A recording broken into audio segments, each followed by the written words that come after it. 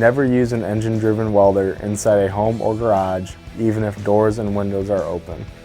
Our trained professionals are using engine-driven welders in a controlled laboratory setting with specialized exhaust ventilation equipment to prevent carbon monoxide poisoning. Never use these machines inside a home or garage. Always read and follow all labels and the owner's manual carefully. Remember to wear appropriate safety gear during setup and welding. Each welding process has its own advanced weld settings on the Trailblazer 330 engine-driven welder.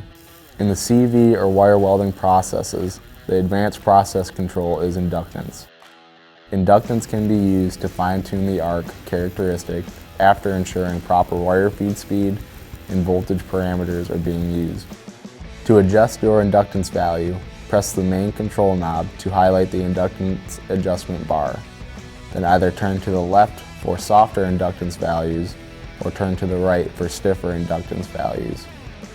Stiffer inductance settings will result in a faster reacting, more constricted arc, while a softer inductance setting will result in a wider, slower reacting arc. For more details, please reference the More Information tab on your machine or visit millerwelds.com.